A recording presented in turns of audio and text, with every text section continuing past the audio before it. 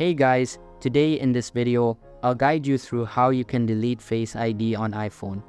Watch till the end to grab everything properly. Alright, so let's begin with the video.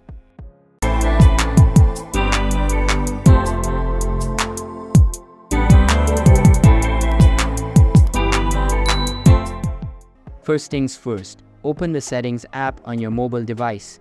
Once you do that, a bunch of options will be displayed on your screen. You just need to scroll down a little bit until you find the Face ID feature. This is where all the settings related to your face recognition are located. When you select Face ID, you will be prompted to enter your mobile lock screen PIN for security purposes. This step ensures that only you can make changes to your Face ID settings.